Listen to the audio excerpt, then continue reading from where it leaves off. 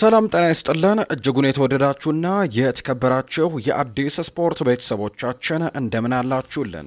ከእናንተው ከሆነው ከአዲስ ስፖርት የዩቲዩብ ቻናላችን አዳዲስ ስፖርታዊ ጉዳዮችን ልናካፍላችሁ እነሆ ዳግም ተገናኘን። ስለምታደምጡን ስለምትከታተሉን ቆይታችሁም ከኛ ጋር ስለሆነ እጅጉን ከልብ አድርገን ነው የምናመሰግነው። በዛሬ ፕሮግራማችን የተለያዩ ስፖርታዊ ጉዳዮችን ወደ እናንተ እናደርሳለን። ከነዚህ መካከል ትልልቆቹን የአውሮፓ ክለቦች የተመለከቱ ስፖርታዊ ጉዳዮችን እናነሳለን። እንዲሁ ደግሞ ትላንትና በተወዳጁ የእንግሊዝ ፕሪሚየር ሊግ ጨምሮ በአውሮፓ ታላላቅ ሊጎችም በርከት ያሉ ጨዋታዎች ቀጥለው ተደርገዋል። በተለይ የዘጠነኛው ሳምንት የተወዳጁ የእንግሊዝ ፕሪሚየር ሊግ ቀሪ መርሃ ግብሮች ትላንትና የተደረጉት ማንቸስተር ሲቲ ሌላኛው በዚህ ሳምንት ሽንፈት ያስተናገደ ትልቁ ክለብ ሆኗል። አርሰናል ደግሞ መሪነቱን ያጠናከረበትን ውጤት ነው ማምጣት የቻለው። ቶተንሃምም የቶማስ ፍራንክ ቡድንም እንዲሁ ድል አድርጎ ደረጃውን ያሻሻለበት ሳምንት ሆኗል። እነዚህን ጨዋታዎች በተመለከተም ሰፋ ያሉ ጉዳዮችን እናነሳለን። ሲጠበቅ የነበረው የኤል ክላሲኮ ጨዋታ በሪያል ማድሪድ አሸናፊነት ተጠናቋል። በርከት ያሉ ዝግቦችንም ሜዳ ላይ አስተናግዶ ነው የተጠናቀቀው። እሱንም ጨዋታ በስፋት የምንዳስስላችሁ ነው የሚሆነው። እስከ ፕሮግራማችን ፍጻሜ ድረስ አብራችሁኝ እንድትቆዩ በአክብሮት ጋብዛለሁ። ፉአድ ባህሩ የዛሬውን ፕሮግራም እየመራው ከእናንተ ጋር ቆይታን የማደርግ ይሆናል። ቪዲዮአችንን ላይክ፣ ቻናላችንን ሰብስክራይብ እያደረጋችሁ ቆይታችሁን ከኛ ጋር አድርጉ። ከመሸጋገሪያ በኋላ በድጋሚ ተመልሰን መጣለን። አብራችሁኝ ቆዩ።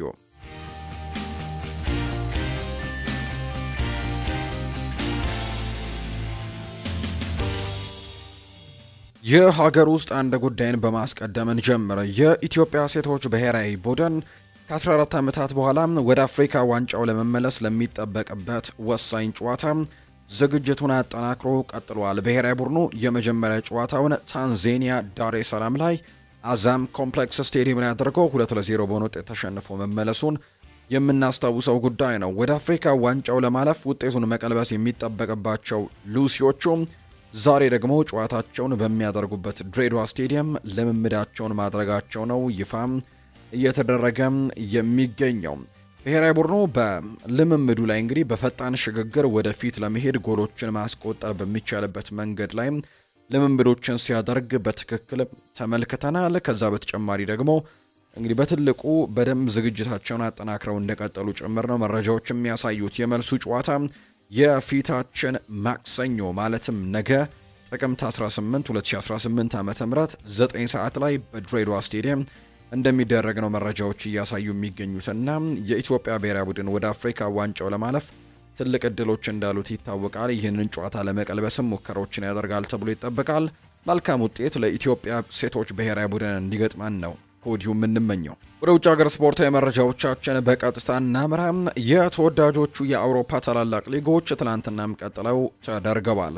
የተወዳጁ የእንግሊዝ ፕሪሚየር ሊግ የዘጠነኛ ሳምንት ጨዋታዎች ትላንትና ተደርገው ተጠናቀዋል። በርከት ያሉ መርሃ ግብሮች ናቸው ትላንትና የተደረጉት። ከነዚህ መካከል አርሰናል ከክሪስታል ፓላስ በኤምሬትስ ስቴዲየም፣ አስተን ቪላ ከማንቸስተር ሲቲ በቪላ ፓርክ፣ ቦርንመስ ከኖቲንግሃም ፎረስት በቫይታሊቲ ስቴዲየም፣ ወልቭስ በሜዳው ሞሊኒው ከበርንሌይ፣ ኤቨርተንም ቶተንሃምን ያስተናገደበት ጨዋታም ትላንትና በተወዳጁ የእንግሊዝ ፕሪሚየር ሊግ የዘጠነኛ ሳምንት የተደረጉ መርሃ ግብሮች ናቸው። ሁሉም ጨዋታዎች ደግሞ ትላንትና በመሸናነፍ ነው የተጠናቀቁት። የትላንትናዎቹን ጨዋታዎች አንድ በአንድ እንመልከት።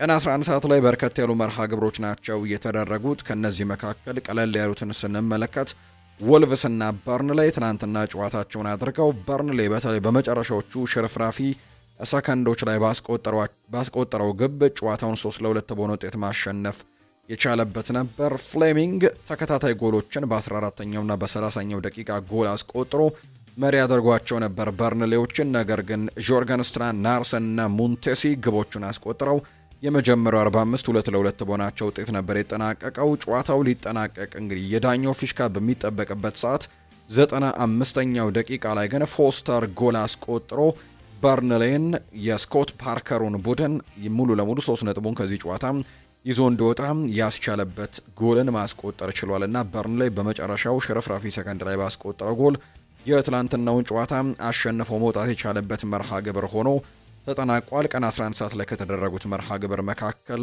አንደኛው ነው። ወልቭስ አሁንም ድል ማድረግ አልቻለም፣ ነጥብ ማግኘትም አልቻለም። በትላንትናው ጨዋታ ላይ እስካሁን ድረስ በፕሪሚየር ሊጉ ድል ማድረግ ያልቻለም ቡድን ነው። የደረጃ ሰንጠረዡ ግርጌ ላይም የተቀመጠ ቡድን እንደሆነ ይታወቃልና በጣም ከባድ ጊዜያቶችን እያሳለፈ ነው የቪቶር ፔሬራ ቡድን። በእርግጥ ወሳኝ የሚባሉ ተጫዋቾቹን እነ ራያን አይትኑሪን እነ ማታያስ ኩኛህን እንዲሁ ደግሞ እነ ኔልሰን ሰሜዶን ጨምሮ በጣም ወሳኝ የሚባሉ ተጫዋቾችን በክረምቱ የተጫዋቾች የዝውውር መስኮት አጥቷል። ነገር ግን አሁንም ቢሆን በፕሪሚየር ሊጉ ሙሉ 3 ነጥብን ለማግኘት እየታደለ ቡድን እስካሁን ድረስ አልሆነምና አሁንም በመጨረሻው ደረጃ ላይ እንዲቀመጥ ሆኗል። ትናንትና በሜዳው በአዲስ አዳጊው ቡድን ደግሞ መሸነፉ የወልቭስን ችግሮች ይበልጡኑ ያጎላው ሆኗል። ሌላኛው ቦርንመስ በሜዳው ቫይታሊቲ ስቴዲየም እጅግ አስደናቂ ቡድን መሆኑን አሁንም እያሳየ ይገኛል። ኖቲንግሃም ፎረስትን ነው 2-0 በሆነ ውጤት ትላንትና ማሸነፍ የቻለው።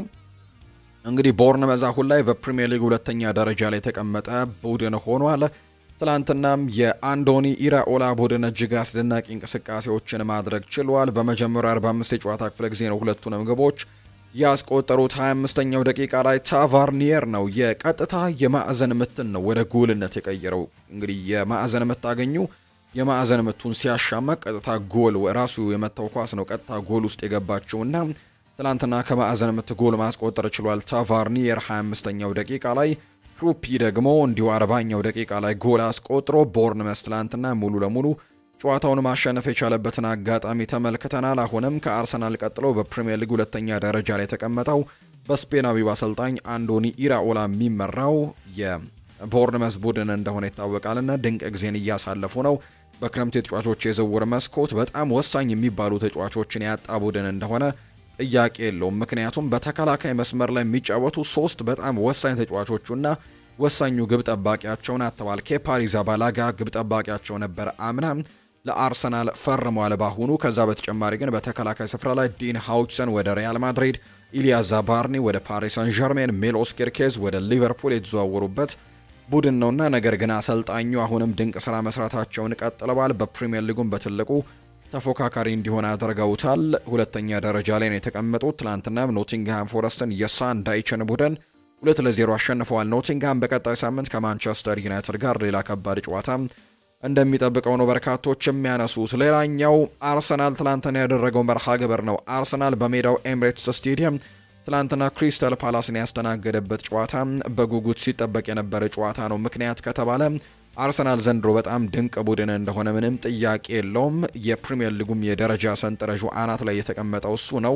ፕሪሚየር ሊጉን ለማሸነፍም እንዲሁ የፕሪሚየር ሊጉን ብቻ ሳይሆን የአውሮፓ ቻምፒየንስ ሊጉንም ጭምር ለማሸነፍ ከፍተኛ ግምት ከተሰጣቸው ቡድኖች መካከል አንደኛው እንደሆነ ምንም ጥያቄ የለውም። አርሰናል ዘንድሮ የግድ ዋንጫዎችን ማምጣት አለበት ብለው በርካቶች ሀሳቦቻቸውን እየሰጡ ነው የሚገኙት። ይሄ እንግዲህ እንዲሆን ያደረገው ካለው የቡድን ጥራትና የስኳድ ዴፕዝ አንጻር ነው።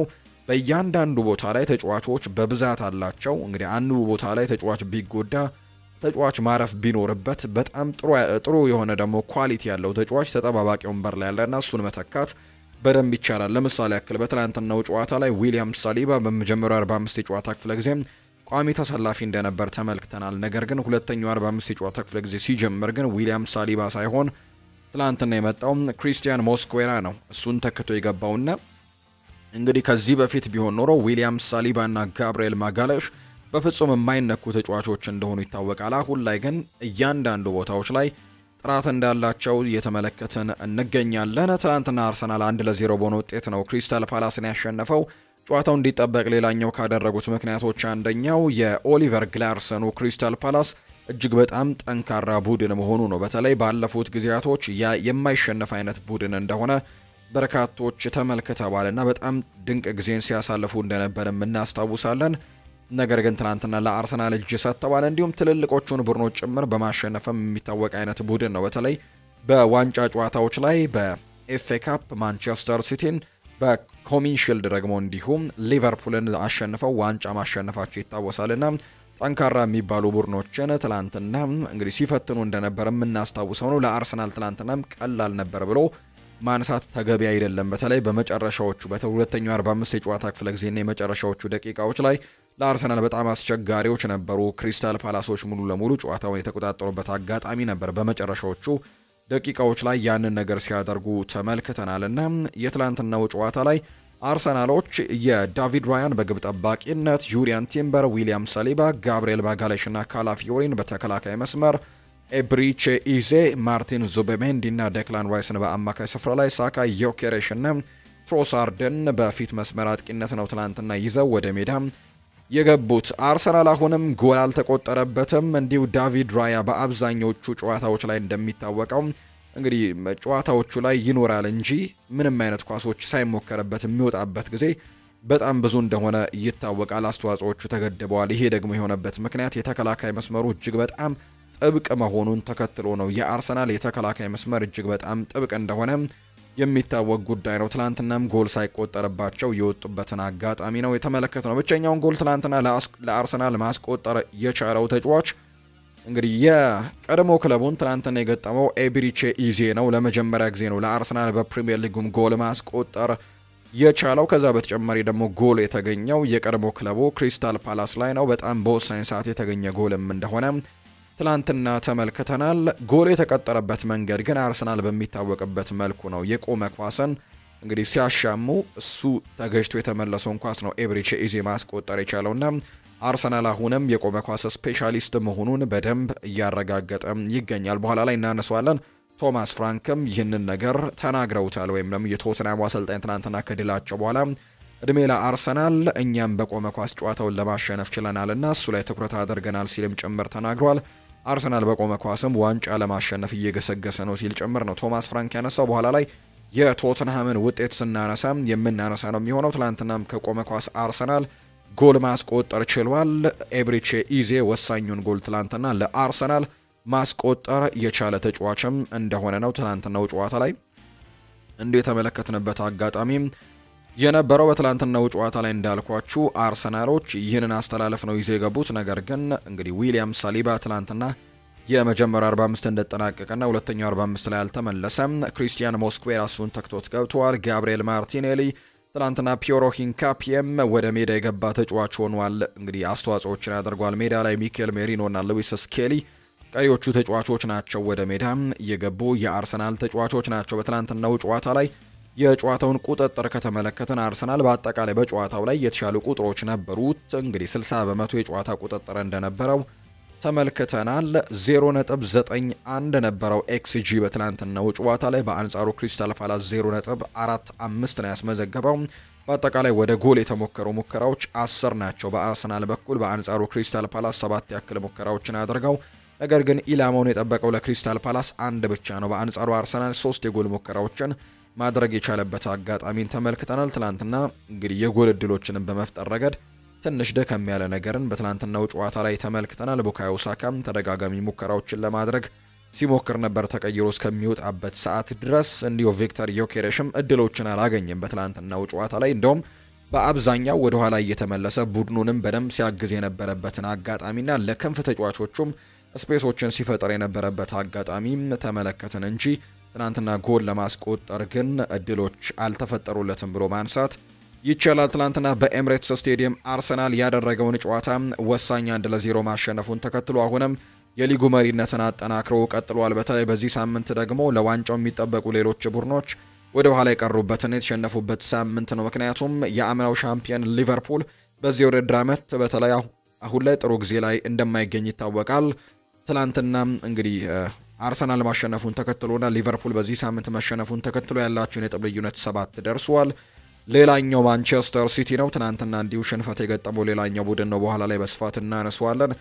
ስለዚህም ደግሞ ከሱ ጋር ያላቸው የነጥብ ልዩነት ወደ 6 የሰፋበት አጋጣሚን የተመለከተ ነው። ሁለተኛ ደረጃ ላይ የተቀመጠው ቦርንመዝ ነው። የ4 ነጥብ ልዩነት አለው ከሊጉ መሪ አርሰናል ጋርና አርሰናሎች ይህንን አጠናክረው ለመቀጠል በጣም ትልቅ ፍላጎት እንዳላቸው ነው እየተነገረ የሚገኘው። ከትናንትናው ጨዋታ መጠናቀቅ በኋላ አሰልጣኝ ሚኬል አርቴታ እና ሌሎችም የአርሰናል ሰዎች ከጨዋታው ጋር በተያያዘ በርከት ያሉ ጉዳዮችን አንስተዋል።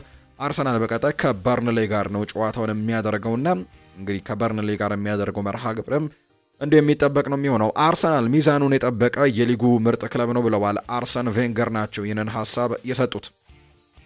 የቀድሞ ፈረንሳዊው አሰልጣኝ አርሰን ቬንገር አርሰናል ከፕሪሚየር ሊግ ክለቦች ሁሉ ሚዛኑን ጠብቋል ሲሉ ጭምር ይናገራሉ። አርሰናል በሊጉ በደንብ ሚዛኑን የጠበቀው ቡድን ነው። ሊቨርፑል እስካሁን ሚዛኑን ማግኘት አልቻለም ሲሉ ነው አሰልጣኝ አርሰን ቬንገር የተናገሩት። አርሰናል እንደ ዛሬው አይነት ከባድ ተጫዋቾች ወይም ጨዋታዎችን 1-0 እንዲያሸንፉ የሚያደርግ ጠንካራ ተከላካይ ክፍል አላቸው ሲሉ አርሰን ቬንገር ተናግረዋልና እንግዲህ የአርሰናል የተከላካይ መስመር ጎሎችን ለማስተናገድ የተዘጋጀ ወይም ደግሞ ጎሎችን እንግዲህ የሚያስተናግድ አይነት አይመስልም። በጣም ጠንካራ የመከላከልና ጥብቅ የሆነ የመከላከል መንገድን ነው የሚከተሉት። እንግዲህ አርሰናሎች አሁንም ጎል ከተቆጠረባቸው ረጅም ጊዜያቶች ሆነዋል። በትላንትናው ጨዋታ ላይ ዳቪድ ራያ አንድ ብቻ ነው ኢላማውን የጠበቀ ሙከራም እንዲሁ የተደረገበት በትላንትናው ጨዋታ ላይ። ሊቨርፑል አሌክዛንደር ኢዛክን ሲያስፈርም በዚህ ዓመት ጠንካራ ይሆናል ብለን አስበን ነበር ያሉት የቀድሞ አሰልጣኙ፣ ነገር ግን ሚዛኑን ሊያገኝ ግን አልቻለም ሲሉ ነው የሚናገሩት አርሰን ቬንገር። አክለውም ሊቨርፑል 4 ተከታታይ ጨዋታዎችን ተሸንፏል። 4 ተከታታይ ተሸንፎ ሊጉን ያሸነፈ ክለብ ደግሞ መኖሩን እኔ ጠንቅቄ አላውቅም ሲሉ ጭምር ነው የተናገሩትና በጣም ከባድ ጊዜ ለሊቨርፑል ሊሆንባቸው እንደሚችልና በአንጻሩ አርሰናል ግን አሁን ላይ በሁሉ መልኩ ሚዛኑን የጠበቀ ቡድን እንደሆነ፣ የተከላካይ መስመሩ ደግሞ በጣም በወሳኝ ሰዓቶች ላይ ጎል ባለማስተናገድ ቡድኑ ያገኘውን እድል ተጠቅሞ ደግሞ ጨዋታውን አሸንፎ እንዲወጣ የሚያደርግ አይነት የተከላካይ መስመር አላቸው ሲሉ ነው የተናገሩት። ከዚህ በፊት ጆዜ ሞሪኒዮ አንድ ነገር ይናገራሉ። አጥቂዎች ጨዋታን ያሸንፋሉ፣ ተከላካዮች ግን ዋንጫን ያሸንፋሉ ወይም ደግሞ ሲዝኑን እንድታሸንፉ ያደርጋሉ የሚል አይነት ንግግርን ከዚህ በፊት ተናግሮ እንደነበር ይታወሳልና እንግዲህ አርሰን ቬንገርም ከዛ ጋር ተመሳሳይ የሆነ ሀሳብን የሰጡት የአርሰናል የተከላካይ መስመር እንግዲህ ወሳኝ ሰዓት ላይ እንግዲህ በተከላክሎ በመውጣትና ጠንካራ በመሆን ያገኙትን እድል በመጠቀም እንደዚህ ከባድ ጨዋታዎች ሲገጥሙ 1 ጎሎችን አስቆጥሮ ጨዋታውን አሸንፈው ለመውጣት የሚያግዝ አይነት የተከላካይ መስመር ነው ሲሉ ሀሳባቸውን ሰጥተዋል። ጋብሪኤል ማርቲኔሊም ትላንትና ሀሳቡን ሰጥቷል። 4ቱንም ዋንጫዎች ነው ማሸነፍ የምንፈልገው ሲል ሀሳቡን ሰጥቷል። ጋብሪኤል ማርቲኔሊ የአርሰናሉ የፊት መስመር ተጫዋቸው ነው። ጋብሪኤል ማርቲኔሊ አርሰናል በዚህ ዓመት ስኬታማ ይሆናል ብሎ እንደሚያምን የገለጸው በዘንድሮው የውድድር ዓመት ምርጥ ነገሮችን እናሳካለን የሚል እምነት አለን ሲል ጋብሪኤል ማርቲኔሊ ይናገራል። የምንጫወተው ለአርሰናል ነው፣ ዋንጫዎችን ማሸነፍ እንፈልጋለን የሚለው ማርቲኔሊ ፕሪሚየር ሊግ፣ ቻምፒየንስ ሊግ፣ ኤፍኤ ካፕ እና ካራባው ካፕ ሁሉንም ማሸነፍ እንፈልጋለን ሲልም ጭምር ነው የተናገረው። አርቴታም ስለ ቡካዮ ሳካ ሀሳቡን ሰጥቷል። ጨዋታው ደቂቃው በጨመረ ቁጥር የድካም ስሜት ነበረበትና ሙሉ ደቂቃ በመጫወት ላይ እሱ ላይ ሪስኮችን መውሰድ አልፈለግንምና በዛ ምክንያት ነው ቀይረን ያስወጣ ነው ሲልም ጭምር ተናግሯል። ሚኬል አርቴታ የቀጠለና ስለ ጨዋታውና ስለ ድሉ ሲናገር በዚህኛው ድላችን ሙሉ ለሙሉ እስማማለሁ። እኔ የዚህኛው ድል የተለየ ቦታ ሰጠዋለሁ። በዚህ ሲዝን ካሸነፍናቸው ጨዋታዎች የዛሬው ጨዋታ ይስኬት የተለየ ቦታ ያለው ነው። ምክንያቱም ይህ ጨዋታ የተጫወተው በቻምፒየንስ ሊግ ከከባድ ጨዋታ መልስ ነው። እናም በ3 ቀናት ደግሞ እየተጫወተን እንዲህ አይነት ድሎች ደግሞ ማግኘት አስደሳች ነው ሲልም ጭምር ይናገራል። ክሪስታል ፓላስ ሊጉ ላይ ካሉ ከባድ ቡድኖች አንደኛው ነው። እናም ፓላስን ማሸነፍ ምርጡ ነገር ነው። ፓላስን ስትገጥም አንድ ነገር ሜዳ ላይ ከተሳሳትክ ሊቀጡክ ይችላሉ። እናም ጨዋታዎችን ሙሉ ትኩረት መጫወትም ነበረብን። ይህንን ደግሞ አድርገን ምርጡን ቡድናችንን አሳይተን አሸንፈን መውጣት ችለናል ሲልም ጭምር ነው አሰልጣኝ ሚኬል አርቴታ የተናገረው። አርቴታ ስለ ሴት ፒሶችም አሁንም ይናገራል። የቆሙ ኳሶች ላይ ስላላቸው ስፔሻሊስትነትም በድጋሚ ሀሳቡን ሰጥቷል። ይህንን የለውጥ ስራ ነው። እናም ደግሞ ጨዋታው ላይ ያደረግነውም ልምምድ ላይ የምናደርገው ነው። ሜዳ ላይ በተግባር የፈጸምነው ዘዴ ነው። የቆመ ኳስ እድል የምታገኘው ጎል ለማስቆጠር ተጭነ ስትጫወት ነው። ዝም ብሎ ቅጣት ምትም ሆነ የማዕዘን ምት ልታገኝ አትችልም። ስታጠቃም እንዲህ አይነት እድሎችን ማግኘት ትችላለህ። ምክንያቱም አንተ ከተጋጣሚ የተሻልክ ስትሆን በተለያዩ መንገዶችን ጎሎችን ለማስቆጠር መፈለግ አለብህና ይህንን ነው እያደረግን የምንገኘው ሲልም ጭምር ሀሳቡን ይሰጣል። ሚኬል አርቴታ ከቆሙ ኳሶች በተደጋጋሚ ጎሎችን ስለማግኘታቸው ሀሳቡን ሲናገር አርቴታ ስለ ጉዳቶችም ጭምር እንዲሁ ሀሳቡን ሰጥቷል። የመጀመሪያው ጉዳት የዊሊያም ሳሊባ ነበር። ከእረፍት መልስ ከመልበሻ ቤት ተቀይሯል። እንዲሁም ደግሞ ሌላኛው ተጫዋችም እንዲሁ ከእነ ጉዳታቸው እየታገሉ ጨዋታዎችን ሲያደርጉ ተመልክተናልና አስገዳጅ ቀያሪዎችን አድርገናል። ከጉልበት ጋር የተገናኘ ጉዳትም የገጠማቸው አሉ ሲልም ጭምር ነው እንዲሁ ሀሳቡን የሰጠው። ዴክላን ራይስም ትላንትና ተቀይሮ ሲወጣ ተመልክተናል። የተወሰኑ ጉዳቶች እንደገጠሙት ነው የተመለከትነው። የዴክላን ራይስ ጉዳት በትክክል አላውቀውም፣ ምክንያቱም ጉዳት ነበር። እሱ ጣት ላይ ጉዳትና የጉልበት ጉዳትም ነበረበት። ለዛም ነው ትናንትና ቀይረን ያስወጣ ነው ሲልም ጭምር ነው ሀሳቡን የሰጠው አሰልጣኝ ሚኬል አርቴታ። ስለ ተጫዋቾቻቸው ጉዳት ሲናገሩ ዊሊያም ሳሊባም እንዲሁ በጉዳት ምክንያት ተቀይሮ እንደወጣን የተናገሩት። ዴክላን ራይስም በጨዋታው ላይ በጉዳት ምክንያት ተቀይሮ ሲወጣ የተመለከትንበት አጋጣሚ ነበር በጨዋታው የመጨረሻዎቹ ደቂቃዎች አካባቢ ላይ። አርቴታ በትላንትናው ጨዋታ ላይ ስለ ኤቤሪቺ ኢዜ ስሜትም ተናግረዋል። ምንም ልዩነት አላየሁበትም። ከጨዋታው በፊት በጣም ደስተኛ ነበር። ከጨዋታው በፊት እሱ ላይ ልዩ ነገር አላየሁም። እንደ ሁልጊዜውም በጠንካራና በኃይለ ስሜት መነሳሳት ነበረበት። በጨዋታው ላይም ጎል ስላስቆጠረ እጅግ በጣም ደስ ብሎኛል ብሏል አርቴታ። ስለ ዋንጫ ተፎካካሪ ቡድኖች ነጥብ መጣልና እነሱ ለመምራት እንግዲህ ስላመቻቸው ነገርም ሲናገሩ እኛ መገኘት ያለብን ቦታ ላይ እንገኛለን። ይህንን ቦታ ያገኘነው ሊጉን እየመራን የምናገኘው ተፎካካሪ ቡድኖችን ስለተሸነፉ ሳይሆን በራሳችን የሜዳ ላይ ውጤት ነው። ስለዚህ ለኛ ክሬዲት መሰጠት ይገባናል። እናም ወደፊት በጥንካሬ ደግሞ ቀጥለን ብዙ ነገሮችን እንደምንሰራ አምናለሁ ሲልም ጭምር የተናገረው ሚኬል አርቴታ ስለ ሊጉ ዋንጫ ተፎካካሪ ቡድኖች መጥፎ ውጤት ሲናገር ይህ የሚያሳየው ይህ ሊግ እንዴት ጠንካራ እንደሆነና ምን ያክል እንደሚያስቸግር ነው። ተጫዋቾች ከጨዋታ በፊት ስልኮቻቸውን መያዝ አይፈቀድላቸውም እና ማን እንዳሸነፈና ማን እንደተሸነፈ በዚህ ሰዓት አያውቁም። ስለዚህም ይህንን ደግሞ እንዳያውቁ እመኛለሁ ሲልም ጭምር ነው የተናገረው። ስለ ማርቲኔሊና ሳካም እንዲሁ ተናግረዋል። አዎ ማርቲኔሊ በጣም ጥሩ እንደሆነ አውቃለሁ።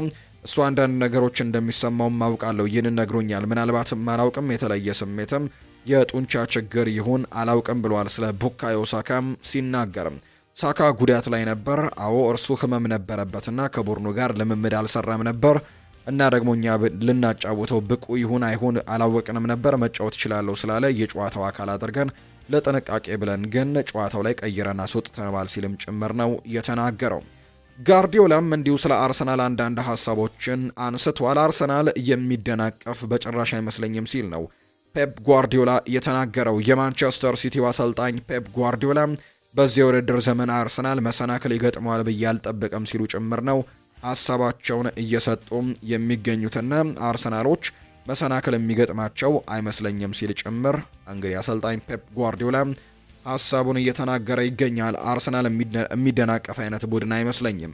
ፔፕ ጓርዲዮላ በንግግራቸው አርሰናል በዚህ የውድድር ዘመን ብዙ ነጥቦችን ያጣል፣ ይሰናከላል የሚል ስሜት በጭራሽ የለኝም ሲሉ ነው የተናገሩት። ስለዚህ ደግሞ የአስተን ቪላው ጨዋታን ያነሱት ጋርዲዮላ ካለፈው አመት የተሻለ ነገር ለማድረግ ነበር ሜዳ የገባ ነው፣ ነገር ግን አልተሳካም ሲልም ጭምር ነው የተናገረው። በኋላ ላይ ስለ አስተን ቪላው ጨዋታ እንግዲህ በስፋት ስናነሳ የሱንም ሀሳቦች የምናነሳ ነው የሚሆነው። አርሰናል ግን መሰናክል የሚገጥመው ቡድን አይመስለኝም ሲልም ጭምር ነው እየተናገረ የሚገኘው። አሰልጣኝ ፔፕ ጓርዲዮላ ነው ይህንን ሀሳብ እየሰጠ የሚገኘው።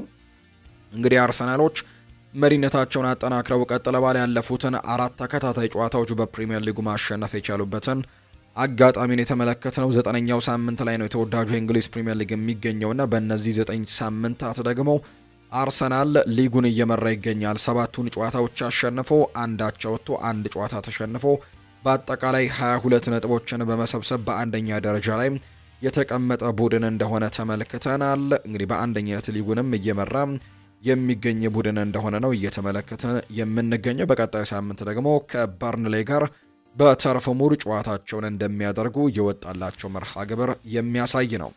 ሌላኛው ትላንትና የተደረገው የቀን 11 ሰዓቱ ጨዋታ ደግሞ ማንቸስተር ሲቲን ከአስተን ቪላ ጋር ያገናኘው ጨዋታ ነው። ይህ ጨዋታ በቪላ ፓርክ የተደረገ መርሃ ግብር እንደሆነ የምናውቀው ጉዳይ ነው። አስተን ቪላዎች በጣም ከባድ የሚባል ጅማሮን ነበር በዚህ ውድድር ዓመት ያደረጉት። በአሰልጣኝ ኡናይ ኤሜሪ የተመሩ በጣም አስከፊ ጅማሮችን አድርገው እንደነበር እናስታውሳለን። ነገር ግን ባለፉት 5 ጨዋታዎች ሽንፈት አልገጠማቸውም። ከዛ ውጪ ደግሞ ያለፉትን 4 ጨዋታዎች ደግሞ በተከታታይ ያሸነፉበት መርሃ ግብር እንደሆነ የምናውቀው ጉዳይ ነውና በጣም በትልቅ መነሳሳት ላይ ይገኛሉ። ትላንትና በሜዳቸውና በደጋፊያቸው ፊት በቪላ ፓርክ ደግሞ የፔፕ ጓርዲዮላውን ማንቸስተር ሲቲን ያስተናገዱበት ጨዋታ እንዲሁ ሲጠበቅ የነበረ መርሃ ግብር ነው። ምክንያቱም ማንቸስተር ሲቲን በጣም ጥሩ ጊዜ ላይ የነበረ ቡድን ነው። በተለይ በሁለተኛውና በሶስተኛው ሳምንት ሽንፈቶችን ካስተናገደ በኋላ ከዛ በኋላ ግን ወዲያው ነበር ሪያክት ያደረጉትና ውጤቶችንም በደንብ ማምጣት ጀምረው ነበር። ነገር ግን በዚህ ሳምንት ግን እጅ ሰጥቷል። ማንቸስተር ሲቲ በቪላ ፓርክ ያደረገውን ከአስተን ቪላ ጋር የተደረገውን ጨዋታ 1-0 በሆነ ውጤት ትላንትና ተሸንፏል። ማንቸስተር ሲቲ በውድድር ዘመኑ 3ኛ የፕሪሚየር ሊግ ሽንፈታቸው ሆኗል። በሁለተኛውና በሶስተኛው ሳምንት ከደረሰባቸው አስደንጋጭ ሽንፈት በኋላ አሁን ነው ለመጀመሪያ ጊዜም ሽንፈትን ያስተናገዱት። እንግዲህ ትላንትና በጨዋታው ላይ 1-0 በሆነ ውጤት ነው የተሸነፉት። ብቸኛውን የማሸነፊያ ጎል ኡናይ ኤምሪው አስተን ቪላ ማስቆጠር የቻለው ማቲካሽ ነው። ትላንትና ጎሉን ማስቆጠር የቻለበትን አጋጣሚ የተመለከትነው። በተከታታይ እያሸነፉ ነበር ማንቸስተር ሲቲዎች። ትላንትና ደግሞ ያ ተከታታይ ድላቸው የተገታበት ጨዋታ ሆኖ ተመልክተነዋል። ካለፉት 5 ጨዋታዎች እንግዲህ አልተሸነፈም ነበር። ነገር ግን ትላንትና መሸነፉን ተከትሎ ማንቸስተር ሲቲ አሁን ላይ የሊጉ መሪ አርሰናል ላይ ለመድረስ የነበረው እድል ወይም ደግሞ ነጥቡን 19 ማድረስ ይችልና በ3 ነጥብ ልዩነት ማድረግ ይችል ነበር። ነገር ግን አሁን መሸነፉን ተከትሎ የ6 ነጥብ ልዩነት ከሊጉ መሪ አርሰናል ጋር እንዲኖራቸው ያደረገ አጋጣሚን የተመለከት ነው። ማቲካሽ ብቸኛውን የአስተን ቪላ ጎል ማስቆጠር የቻለም ተጫዋች ነው። የፕሪሚየር ሊጉ ጉዞ ገና ነው ብለዋል ፔፕ ጓርዲዮላ። ትናንትናውን ጨዋታ ቢሸነፉም ገና ጉዞው ረጅም እንደሆነ ጭምር ነው የተናገሩት። ሀሳባቸውን ሲሰጡ እየተሻሻለንም እንመጣለን ሲል የተናገረው የማንቸስተር ሲቲው አሰልጣኝ ፔፕ ጓርዲዮላ በትናንትናው ጨዋታ አስተን ቪላ ከኛ የተሻለ ቡድን ነበር ሲሉ ጭምር ነው የተናገሩት። በቡድኔ ደስተኛ ነኝ፣ ጥሩ ጨዋታን ተጫውተናል፣ እየተሻሻልን ነው ሲሉም ጭምር ነው አሰልጣኝ ፔፕ ጓርዲዮላ ሀሳባቸውን እየሰጡ የሚገኙትና በቡድኔ ደስተኛ ነኝ ሲሉ ይናገራሉ። ቡድኔ ከትላንትናው ሽንፈት ብዙ እንደሚማር ለመግለጽ ፈልጋለሁ ያሉት ፔፕ ጓርዲዮላ ሊጉ ረጅም ነው፣ ገና 29 ያክል ሳምንታት ይቀሩናል ሲልም ጭምር ነው የተናገረው። በአስተን ቪላ ሜዳ 3 ተከታታይ ጨዋታዎችን ስለመሸነፋቸው የጠየቁት ጓርዲዮላ አስተን ቪላ በእኛ ሜዳ 3 ተሸንፏል፣ ነገር ግን ቪላ ፓርክ ከባድ ስቴዲየም ነው ሲሉ ነው የተናገሩት። ቪላ ፓርክ ላይ እንግዲህ ማንቸስተር ሲቲ ያለፉትን 3 ያደረጋቸውን ጨዋታዎች ሽንፈት ገጥመውታልና ቪላ ፓርክ ለማንቸስተር ሲቲ በጣም ከባድ የሆነ ሜዳ እንደሆነ በርካቶች እያነሱ ይገኛሉና ይህንን በተመለከተ ነበር አሰልጣኝ ፔፕ ጓርዲዮላ ሀሳባቸውን የሰጡት።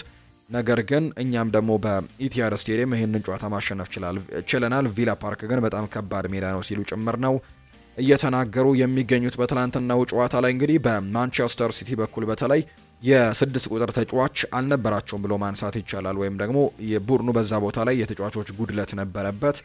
ምክንያቱም በዚህ ቡድን ላይ እንደምናውቀው ሮድሪ በጉዳት ምክንያት ጨዋታዎችን ማድረግ እየቻለ አይደለም።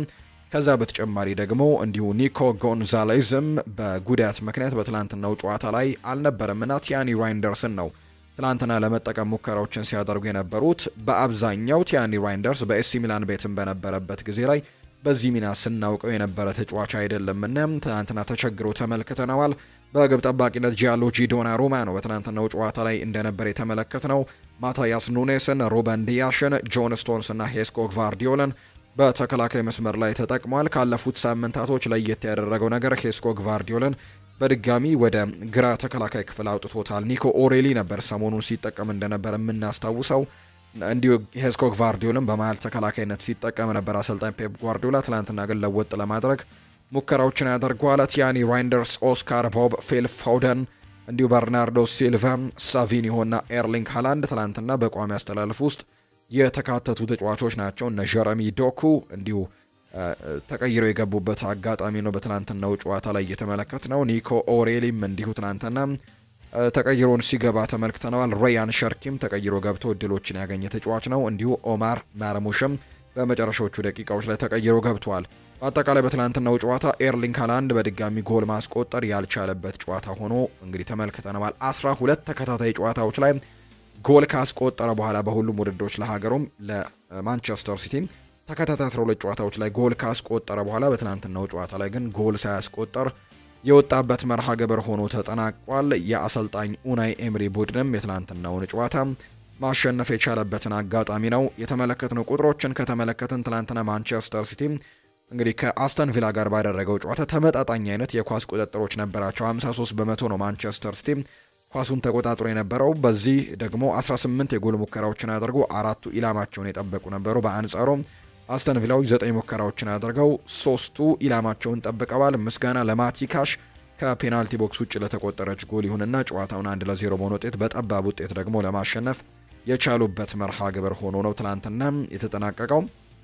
ማንቸስተር ሲቲ እንግዲህ አሁን ላይ በሊጉ የደረጃን ሰንጠረዥ 16 ነጥቦችን ሰብስቦ ካደረጋቸው 9 ጨዋታዎች 5ቱን አሸንፎ 3ቱን ተሸንፎ አንዱን አቻ በመውጣት 5ኛ ደረጃ ላይ የተቀመጠ ቡድን ነው በ16 ነጥቦች። በአንጻሩ አስተን ቪላ 15 ነጥቦች ያሉት አስተን ቪላ እንግዲህ የሚገኘው 8ኛ ደረጃ ላይ እንደሆነ ተመልክተናልና በፕሪሚየር ሊጉ በጣም በነጥብ በጣም ተጠጋግተው እንደሚገኙ ነው እየተመለከትን የምንገኘው። የትላንትናው የቀን 11 ሰዓት ጨዋታዎች ደግሞ እነዚህን ይመስላሉ።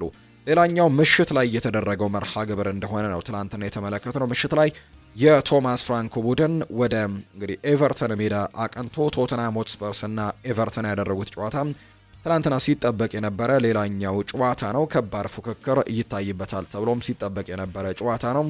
ቶተንሃም ሆትስፐርስ ትላንትና ጨዋታውን 3-0 በሆነ ውጤት ማሸነፍ ችሏል። የቶማስ ፍራንክ ቡድን ትላንትና በድል ያጠናቀቀበት ጨዋታ እንደሆነም የተመለከትንበት አጋጣሚ ነው የተመለከትነው። እንግዲህ ትላንትና ለቶተንሃም ሆትስፐር 3ቱን ግቦች ያስቆጠሩት ሚኪ ቫን ደ ቬን እና ፓፔ ማታሳር ናቸው ግቦቹን ያስቆጠሩት። የቆመ ኳስን ነው ትላንትናም ቶተንሃሞች ማስቆጠር የቻሉት። በተለይ ሚኪ ቫን ደ ቬን 2 የማዕዘን ምት ኳሶችን ነው ማስቆጠር የቻለውና ቶተንሃም ማሸነፉን ተከትሎ ነጥቡን 17 በማድረስ 3ኛ ደረጃ ላይ መቀመጥ የቻለ ቡድን ሆኗል። ኤቨርተን ትላንትና ተደጋጋሚ ሙከራዎችን ማድረግ ቢችልም ነገር ግን ጎል እንኳን ማስቆጠር ያልቻለበት ጨዋታ ሆኖ ነው የተጠናቀቀው። የዳቪድ ሞይስ ቡድን ጥሩ የውድድር ዓመትን እያሳለፉ እንደነበር እናስታውሳለን። ትላንትና ግን ማሸነፍ አልቻሉም። በሜዳቸው ያደረጉትን ጨዋታ ኤቨርተን 2 ተከታታይ የፕሪሚየር ሊግ ሽንፈቱን ነው ትላንትና ደግሞ እንዲያስተናግድም የተገደደው። ለቆመ ኳስ ምስጋና ይግባውና አርሰናል ዋንጫ ሊያነሳ በመንገድ ላይ ነው ብለዋል ቶማስ ፍራንክ ሲናገሩ። እንግዲህ ትላንትና እንግዲህ ጎሎችን ያስቆጠሩት እነሱም ከቆመ ኳስ እንደሆነ ይታወቃልና አርሰናል በዚህ መንገድ ዋንጫ ለማንሳት ወይም ደግሞ ዋንጫውን ለማሸነፍም በትልቅ መንገድ ላይ እንደሚገኝ ጭምር ነው ሀሳባቸውን ያነሱት አሰልጣኝ ቶማስ ፍራንክ። የሰሜን ለንደኑ ክለብ ቶተንሃም ዋና አሰልጣኝ የሆኑት ቶማስ ፍራንክ ከጨዋታው በኋላ ስለ ቆመ ኳስ አስፈላጊነት አንስተው ሀሳቦቻቸውን ሰጥተዋል።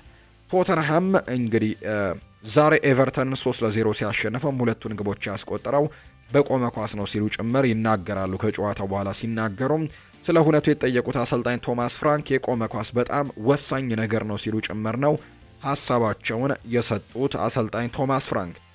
አክሎም ለቆመ ኳስ ምስጋና ይግባውና አርሰናል ራሱ የፕሪሚየር ሊጉን ዋንጫ ለማንሳት መንገድ ላይ ነው ሲሉ ጭምር ተናግረዋል። ስለዚህ እኛ ጎሎችን ያስቆጠር ነው በዚሁ ውጤታማ መንገድ ነው ሲሉ ጭምር ይናገራሉ ቶማስ ፍራንክ። በቀጣይ ሳምንት ከቼልሲ ጋር ጨዋታቸውን እንደሚያደርጉ ይታወቃል። ቶተንሃም ሆትስፐርሶች የለንደን ደርቢ ጨዋታቸውን የምዕራብ ለንደኑ ክለብ ቼልሲ እና የሰሜን ለንደኑ ክለብ ቶተንሃም ሆትስፐርስ የሚያደርግ ይሆናል። ከዛ ደግሞ ከማንቸስተር ዩናይትድ ጋርም ጠንከር ያለ ጨዋታ ይጠብቃቸዋል ተብሎ ነው የሚታሰበው። ትልልቅ ቡድኖች የቆመ ኳስ ላይ ማተኮራቸው በጣም ያበሳጫል ያለው ደግሞ የኤቨርተኑ የተከላካይ ስፍራ ተጫዋች የሆነው ታርኮስኪ ነው። እኛም መጀመር አለብን ሲልም ጭምር ነው ታርኮስኪ የሚናገረው። የመርሲሳይዱ ክለብ ኤቨርተን አምበል የሆነው ጄምስ ታርኮስኪ የቆመ ኳስ ላይ ትኩረት መደረጉ እንዳበሳጨው ነው እየተናገረ የሚገኘው።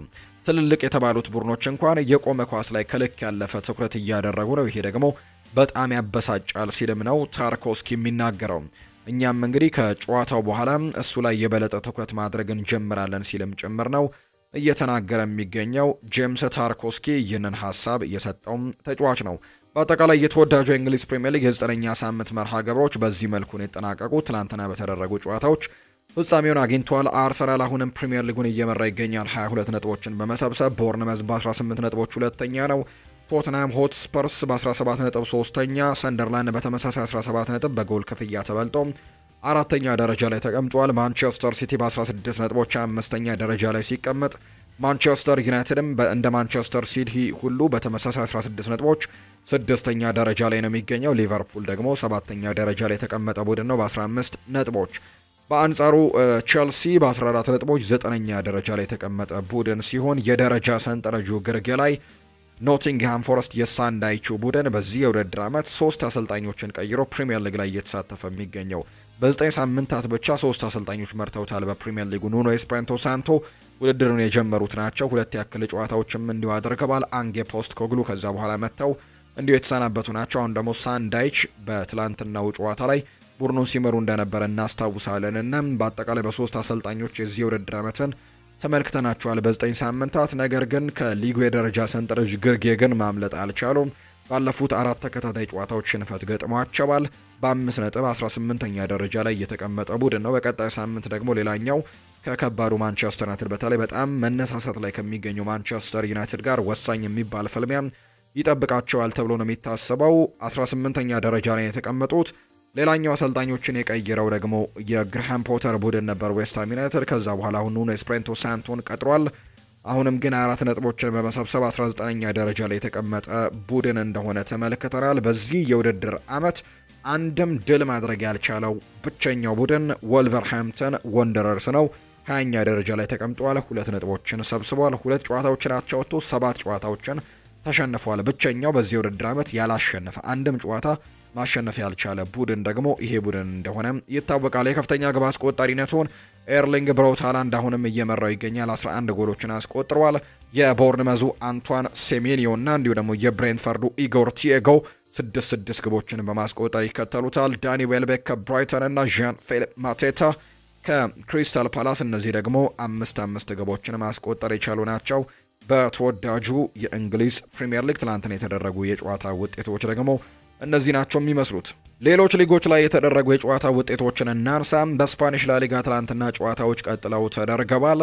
በስፓኒሽ ላሊጋ ትላንትና የተደረጉት መርሃ ግብሮችን እንመልከት። በጣም ሲጠበቅ የነበረው የኤል ክላሲኮ ጨዋታ ትላንትና ከተደረጉ መርሃ ግብሮች መካከል አንደኛው እንደሆነ ይታወቃል። በብዙ ውዝግቦች እንግዲህ የምናውቀው አይነት ክላሲክ እንደሆነ ይታወቃል። በጣም ትልቅ ፉክክር የሚታይበት ሜዳ ላይ ከፍተኛ ጥራት ያላቸው ተጫዋቾች የሚፋለሙበት ከመሆኑ ጎን ለጎን ግን ውዝግቦች የማያጡት ፉክክር ያለበት ጨዋታ እንደሆነ የሚታወቅ ጉዳይ ነው። ትናንትና በብዙ ውዝግቦችና እንዲሁ በሪያል ማድሪድ አሸናፊነት የተጠናቀቀ መርሃ ግብር ሆኗል። የሜዳ ላይ በላይነቱን ሪያል ማድሪድ በ2-1 በሆነ ውጤት በማሸነፍ የበላይነቱን ማሳካት የቻለበትና የሊጉን መሪነትም ያጠናከረበትን ውጤት ነው ትናንትና ማስመዝገብ የቻሉት። ከጨዋታው መጠናቀቅ በኋላ ግን በጣም ትልልቅ ውዝግቦች ሲፈጠሩ ተመልክተናል። በተለይ ላሚን ያማል ከበርከት ካሉ የሪያል ማድሪድ ተጫዋቾች ጋር ሰጣ ገባ ውስጥ ሲገባ እንደነበር እናስታውሳለን። ይሄ የሆነበት ትልቁ ምክንያት ደግሞ ከጨዋታው በፊት ሪያል ማድሪድ ውጤቶች ብቻ ከሪያል ማድሪድ ጋር የተያዘ መጥፎ ንግግሮችን አድርጎ እንደነበር የምናስታውሰው ነው።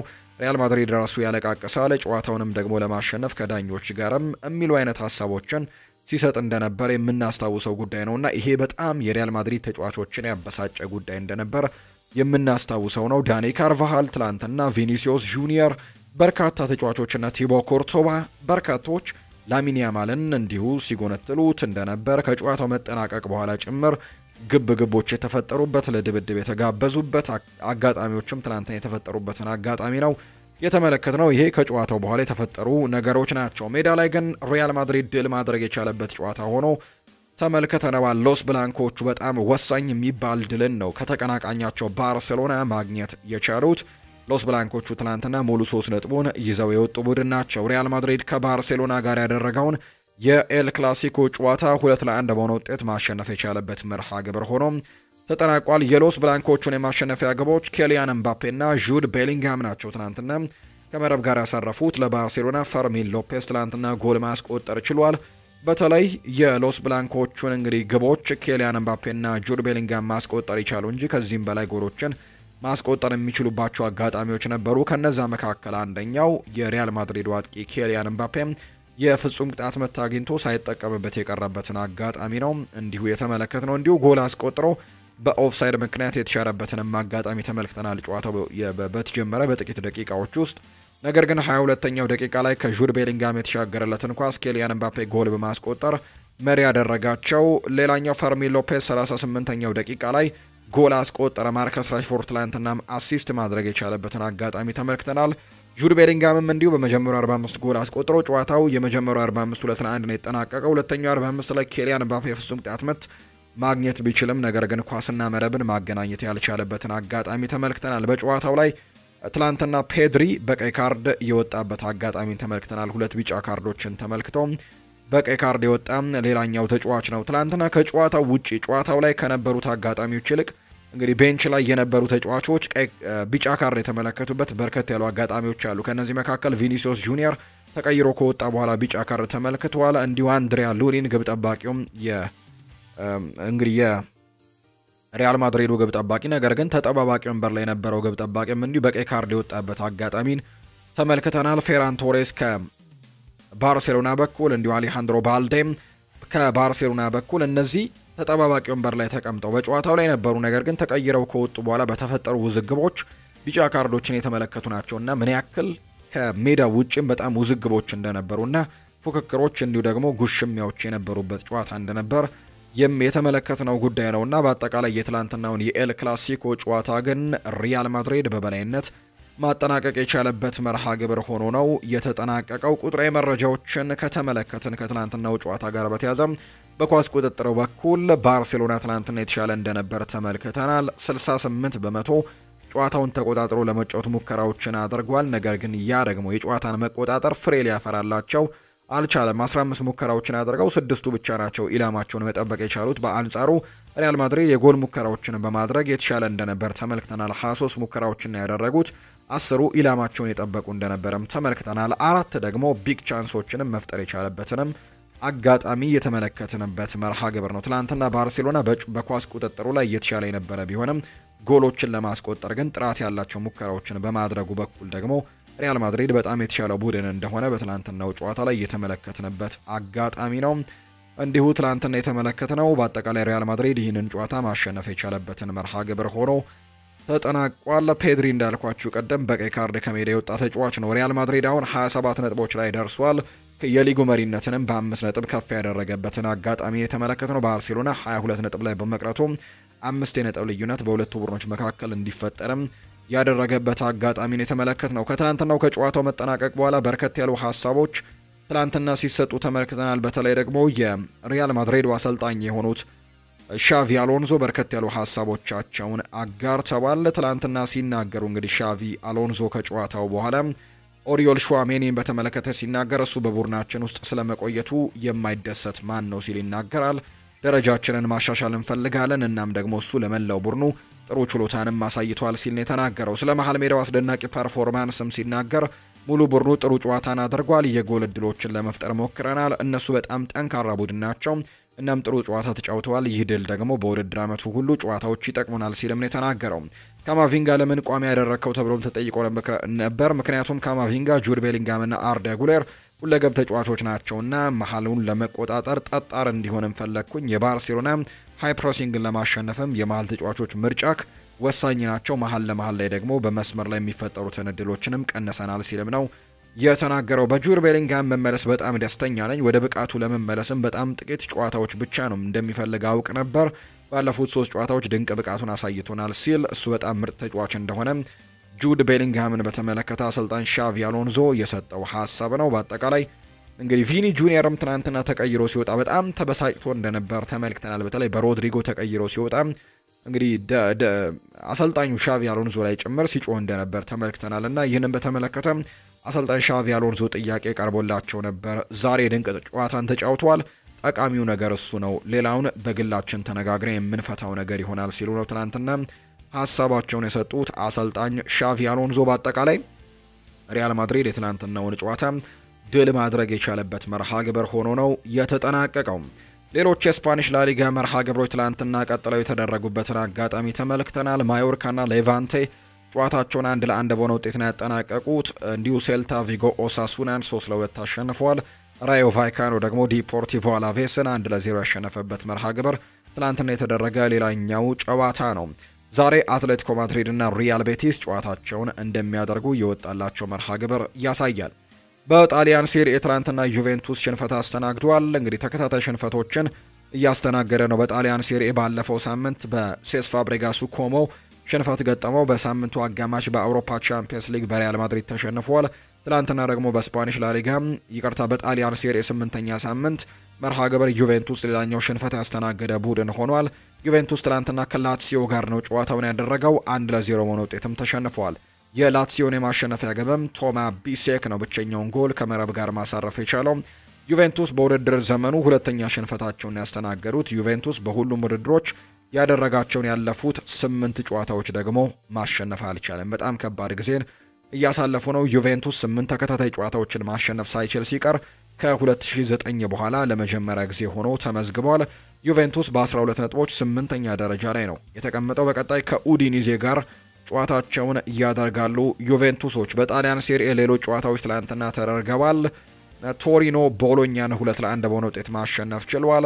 ሮማ እንዲሁ ብቸኛውን ጎል ፓብሎ ዲባላ አስቆጥሮ ሳሶሎን 1-0 አሸንፈዋል። ቬሮናና ካግሊያሪ 2-2 ጨዋታቸውን ሲያጠናቅቁ ፊዮረንቲናና ቦሎኛ በተመሳሳይ 2-2 በሆነ ውጤት ጨዋታቸውን ያጠናቀቁ ቡድኖች ሆነው ነው የተመለከትነው። ሌላኛው ትናንትና የተደረገው መርሃ ግብር ደግሞ በጀርመን ቡንደስሊጋ የተደረጉ ጨዋታዎች ናቸው። ትናንትና ባየር ሌቨርኩዘን ፍራይበርግን 2-0 ያሸነፈበት መርሃ ግብር ትናንትና በጀርመን ቡንደስሊጋ የተደረገ ጨዋታ ነው። ስቱትጋርት ማይንዝን 2-1 በሆነ ውጤት እንዲሁ ማሸነፍ የቻለበት መርሃ ግብርም ትናንትና ከተደረጉት ጨዋታዎች መካከል የተደረገ ነው። ሌላኛው የተደረገው ጨዋታ በፍሬንች ሊግ የተደረጉ መርሃ ግብሮች ናቸው። ሊል ትናንትና ሜትስን 6-1 በሆነ ውጤት ማሸነፍ ችሏል። አንጀርስ ሎሪዮን እንዲሁ 2-0 ያሸነፈበት መርሃ ግብር ትናንትና የተደረገ ነው። ሊ ሃርቬ ደግሞ ኦንጂየን 1-0 አሸንፏል። ኒስ ሬንሰን 2-1 ያሸነፈበት መርሃ ግብርም ትናንትና የተደረገ ነው። ሊዮን ደግሞ ስትራስቡርግን 2-1 ያሸነፈበት ጨዋታ ትናንትና በፍሬንች ሊግ 1 የተደረጉ መርሃ ግብሮች ናቸው። የአውሮፓ ታላላቅ ሊጎች ትናንትና የተደረጉ አጠቃላይ ጨዋታዎች ደግሞ እነዚህ ናቸው የሚመስሉት። በቀጣይ ሳምንት ደግሞ በሌሎች መርሃ ግብሮች የሚመለሱ ነው የሚሆኑት የተወዳጆቹ የአውሮፓ ታላላቅ ሊጎች። አሁን ደግሞ ክለቦችን የተመለከቱ ስፖርታዊ ጉዳዮችን እናንሳ። ማንቸስተር ዩናይትድን የተመለከተ መረጃን በማንሳት ነው የዛሬ ፕሮግራማችንን የክለቦቹን ጉዳይ የምንጀምረው። ባሳለፍነው የዝውውር መስኮት ማንቸስተር ዩናይትድ እና የለንደኑ ክለብ ቶትንሃም ለአንቷን ሴሜንዮ እንቅስቃሴዎችን ሲያደርጉ እንደነበር እናስታውሳለን። በተለይ ቴሌግራፍ የተባለው የመረጃ ምንጭ እንዳጋራው ከሆነ 50 ሚሊዮን ፓውንድ የሚደርስ የዝውውር ሂሳብ ለቦርንመዝ አቅርበው የነበረ ቢሆንም ቦርንመዝ ግን የሁለቱንም ክለቦች ጥያቄ ውድቅ ማድረጉ የሚታወስ ጉዳይ ነው። ማንቸስተር ዩናይትዶችም ቢሆኑ ቶተንሃሞችም አሁንም በቀጣዮች የዝውውር መስኮቶች ይህንን ጋናዊ ተጫዋች ለማስፈረም እንቅስቃሴ ማድረጋቸው አይቀሬ እንደሆነ የሚያሳዩ መረጃዎች ይኖራሉ። ነገር ግን በሚቀጥለው የዝውውር ጉዳይ ላይ እነዚህ ሁለት ክለቦች ብቻ ተፎካካሪ ይሆናሉ ተብሎ አይጠበቅም። ሌሎች በርከት ያሉ ክለቦችም አንቷን ሴሜንዮን ለማስፈረም በትልቁ ፍላጎት ይኖራቸዋል ተብሎ ይጠበቃል። ነገር ግን ማንቸስተር ዩናይትድ እና ቶትንሃም ሆትስፐርስ አሁንም ይህንን ተጫዋች ለማስፈረም ግን ፍላጎት ካላቸው ክለቦች መካከል ስማቸው እንደሚነሳ ነው መረጃዎች እየወጡ እንደሚገኙ ቴሌግራፍ የተባለው የመረጃ ምንጭ በስፋት መረጃዎቹን እያጋራ የሚገኘው።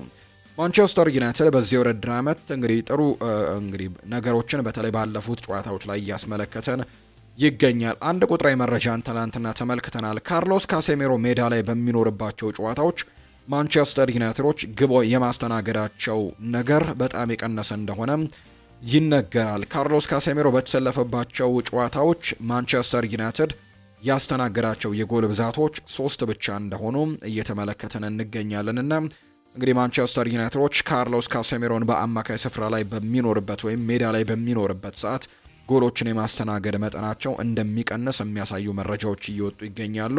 ጥሩ ነገሮችን ለማሳየት ሙከራዎችን እያደረገ ነው። ከእድሜ ጋር በተያዘና እንዲሁ ካለው ጉልበት ጋር በተያዘ ምናልባት ተቀይሮ ለመውጣት ይገደድ ይሆናል እንጂ በቋሚነት በሚሰለፍባቸው ሰዓቶች ግን አንዳንድ ወሳኝ ነገሮችን ሜዳ ላይ ሲያደርግ እየተመለከትነው ነው የምንገኘው ካርሎስ ካሴሜሮ። ሌላኛው አሰልጣኝ ሩበን አሞሪም የሰጡት ሐሳብ ነው። አሰልጣኝ ሩበን አሞሪም ሲናገሩ በዚህ ሳምንት ያገኘነው ድል አስፈላጊነቱን ማሳየቱ ለደጋፊዎች ነው ሲል ጭምር ነው የተናገረው። ይሄ ድል በጣም አስፈላጊ ነበር፣ ማሳየው ደግሞ ደጋፊዎቻችን ናቸው ሲሉ ጭምር ይናገራሉ። ምክንያቱም ሰር ጂም ራትክሊፍ ሁልጊዜም በእኛ ላይ እምነት እንዳላቸውና እያደረግን ያለነው ነገር በሚገባ እንደሚረዱት በደንብ አድርጌም አውቃለሁ። በዚህ ቡድን ውስጥም የመሰናበት ፍርሃት የሌለብኝም በዚህ ምክንያት ነው። እኔ ጨዋታዎችን መሸነፍ ፈራ ይሆናል እንጂ መሰናበትን በጭራሽ አልፈራም። በዛ ላይ ደግሞ ሰር ጂም ራትክሊፍም እኛ ላይ እምነት እንዳላቸው ጠንቀቅ ያውቃለሁ ሲልም ጭምር ነው የተናገረው። ደጋፊዎች አሁን ላይ ምን ማድረግ እንደምንፈልግ የተረዱን ይመስለኛል ሲልም ጭምር ነው የተናገረው አሰልጣኝ ሩበን አሞሪም። በርካቶች አሰልጣኝ ሩበን አሞሪም በተለይ የጨዋታውን ሲስተም አይቀይረው እንጂ 3-4-2 እንደምንለውን የጨዋታ የአስተላለፉን አይቀይረው እንጂ ሲስተሞቹን ግን ሜዳ ላይ ግን ለእያንዳንዱ ተጋጣሚ ግን የተለያዩ ነገሮችን እንደሚጠቀም በደንብ እየተመለከተን እንገኛለንና ይሄ ደግሞ በበርካታ ተንታኞችም አድናቆት የተቸረው ሆኗል። ለምሳሌ ከሊቨርፑል ጋር በነበረው ጨዋታ ላይ ረጃጅም ኳሶችን በመጠቀም ኳሶቹን ወደ ጎል ለማድረስ ሙከራዎችን ሲያደርጉ እንደነበር እናስታውሳለን። በዚህኛው የጨዋታ ሳምንት ደግሞ የተለየ መንገድን ይዘው እንደቀረቡ የምናስታውሰው ነውና እንደ ተጋጣሚያቸው የጨዋታ አቀራረባቸውን ግን ለመቀየር ሙከራዎችን ሲያደርጉ እየተመለከተን እንገኛለን። በርካቶች ይህንንም ነገር እያሞካሹት ነው የሚገኘውና አሰልጣኝ ሩበን አሞሪም ባለፉት ተከታታይ ጨዋታዎች ድል ማድረጋቸው አሁን ላይ እፎይታ እንደሰጣቸው በርካቶችም ያምናሉ። በቀጣይ ሳምንት ደግሞ ከኖቲንግሃም ፎረስት ጋር ወሳኝ የሚባል ጨዋታ ይኖራቸዋል። ሌላኛው ቤንጃሚን ሼስኮ የሰጠው ሀሳብ ነው። በዚህ ሳምንትም እሱም ጥሩ የሚባል እንቅስቃሴን አሳይቷል። ጎል ብቻ የቀረበትን ጥሩ መርሃ ግብርን ነው ባደረገው ጨዋታ ላይ በዚህ ሳምንት ከብራይተን ጋር በነበረው ጨዋታ ላይ ያደረገውና ጥሩ የቡድን ስሜት እና አሪፍ ስሜትም በቡድናችን ውስጥ ይገኛል ብሏል ቤንጃሚን ሼስኮ። በማንቸስተር ዩናይትድ ቡድን ውስጥም የመጀመሪያ አሲስቴን በማድረጌ በጣም ደስ ብሎኛል ብሏል። በዚህ ሳምንት ብራያን ኤምቤሞ ላስቆጠረው ጎልም አሲስት ማድረጉን እናስታውሳለንና የመጀመሪያ አሲስቴን በማድረጌ በጣም ደስ ብሎኛል፣ በዚሁ የድል መንፈስም መቀጠል ይኖርብናል ሲልም ጭምር ነው ቤንጃሚን ሼስኮ ሀሳቡን እየሰጠ የሚገኘው። ሌላኛው ከማንቸስተር ዩናይትድ ጋር የምናነሳው ጉዳይ ብራያን ኤምቤሞ ማንቸስተር ዩናይትድን የተቀላቀለው የአራት የፕሪሚየር ሊግ ክለቦች የእናዘዋውር ጥያቄን ውድቅ በማድረግ እንደሆነ እየተገለጸ ይገኛል። በርከት ያሉ ክለቦች ብራያን ኤምቤሞን ለማስፈረም ጥያቄዎችን ቢያቀርቡም ነገር ግን ተጫዋቹ ልቡ ለማንቸስተር ዩናይትድ መጫወት ብቻ እንደሚፈልግና ማንቸስተር ዩናይትድን ብቻ መቀላቀል እንደሚፈልግ ይፋ ማድረጉን ነው መረጃዎች እያሳዩ የሚገኙትና አራት ያክል ክለቦች በዚህ የክረምት ተጫዋቾች የዝውውር መስኮት ይህንን ተጫዋች ለማስፈረም ትልቅ ጥያቄዎችን ቢያቀርቡም እሱ ግን ማንቸስተር ዩናይትድን መቀላቀልን ምርጫው አድርጓል። በተለይ ባለፈው የውድድር ዓመት በፕሪሚየር ሊጉ 20 የሚጠጉ ጎሎችን አስቆጥሯልና በጣም ትልቁ የሚባል ቁጥር ነው ከብሬንትፈርድ ጋር ያስመዘገበው። በዚህ ምክንያትም ትልልቆቹን የአውሮፓ ክለቦች ትኩረትንም መሳብ የቻለበትን አጋጣሚ የተመለከተ ነው። ነገር ግን ለማንቸስተር ዩናይትድ መጫወት ብቻ እንደሚፈልግ መግለጹ ነው የተገለጸው። አርሰናልን የተመለከቱ መረጃዎችን ደግሞ እናንሳ። የአርሰናል ተጫዋቾች የሕክምና ስልጠና ወስደዋል የሚሉ መረጃዎች እየወጡ ነው። የአርሰናል ተጫዋቾች የመተንፈሻ ችግር ቢያጋጥም ወይም ደግሞ በማያጋጥም ወቅትም ፈጣን እርዳታ ለመስጠት የሚያስችል ስልጠና መውሰዳቸው እየተነገረ ይገኛል። ተጫዋቾቹ የወሰዱት ሲፒአር ትምህርትም የልብና መሰል የመተንፈሻ ችግርም ሲገጥም የሰውን ሕይወት መታደግ የሚያስችላቸው መሆኑን የተነገረው።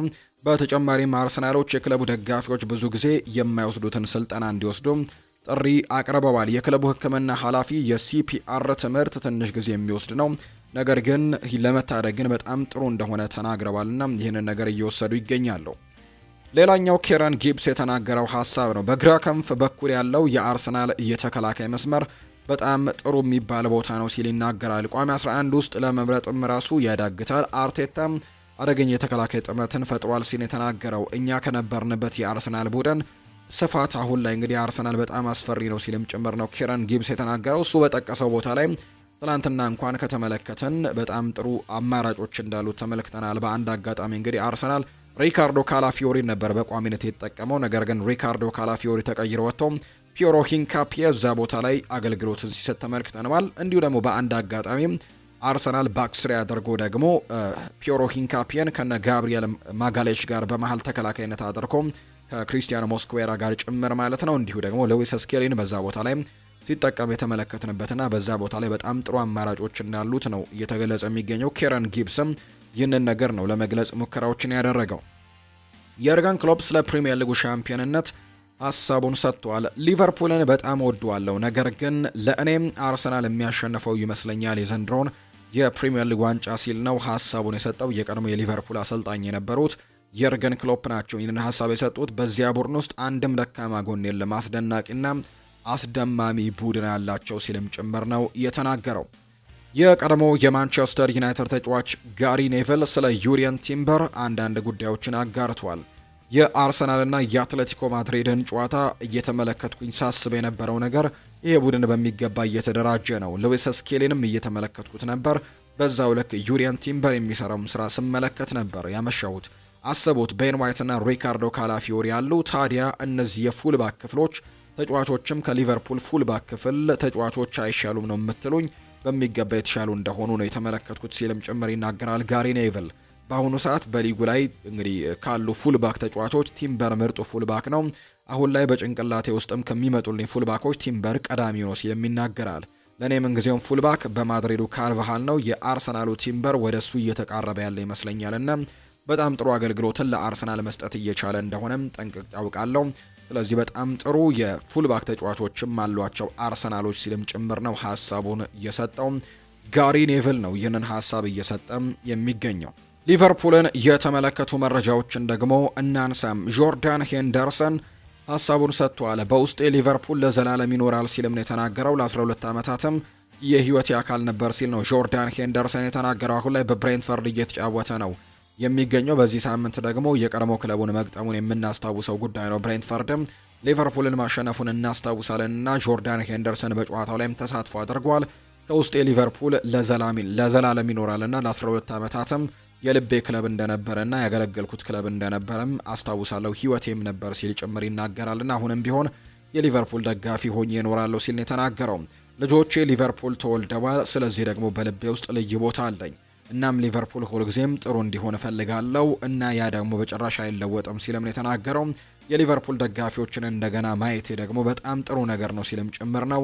ጆርዳን ሄንደርሰን በዚህ ሳምንት ሊቨርፑል ከብሬንትፈርድ ጋር ባደረጉት ጨዋታ ላይ አንፊልድ ላይ ተገኝቶ የቀድሞ ክለቡን የገጠመበትና የቀድሞ ስቴዲየሙ ላይም ጨዋታ ያደረገበት ከቀድሞ ደጋፊዎቹ ጋርም በድጋሚ የተገናኘበት መርሃ ግብር በመሆኑ እጅጉን እንደተደሰተ ጭምር ነው የተናገረው ጆርዳን ሄንደርሰን። ሌላኛው አሰልጣኝ አርኔ ስሎት የሰጡት ሀሳብ ነው። ከዚህ ሳምንት ጨዋታ ጋር በተያያዘ አፈጻጸማችን በጣም ጥሩ አልነበረም፣ ምናልባትም በመጀመሪያው አጋማሽ ከ20 እስከ 25 ደቂቃዎች በስተቀር በዚያ ጊዜ 1-0 እየተመራን ነበር። ነገር ግን በዚያ ጊዜ በእነዚህ ከ20 እስከ 25 ደቂቃዎች ውስጥ ውጤቱ ሊቀየር እንደሚችል አስብ ነበር። በነዛ ደቂቃዎች ካልሆነ በስተቀር ግን ጨዋታው ላይ ጥሩ ነገሮችን ማሳየት አልቻልንም፣ ጥሩ አፈጻጸምም አልነበረንም ሲሉ ጭምር ነው አሰልጣኝ አርኔ ስሎት የተናገሩት። ቨርጂል ቫን ዳይክም ይናገራል። ለመሻሻል እንሞክራለን፣ እርስ በርሳችንም ደግሞ ለመደጋገፍም እንፈልጋለን፣ ድጋፍም እንፈልጋለን። ባለፈው ዓመት ከኛ ጋር ሲያከብሩ የነበሩ ሰዎች አሁን ላይ የበለጠ ከኛ ጋር እንዲሆኑ እንፈልጋለን፣ በክፉ ጊዜያችንም አብሮን እንዲሆኑ እንፈልጋለን ሲል ጭምር ነው የተናገረው።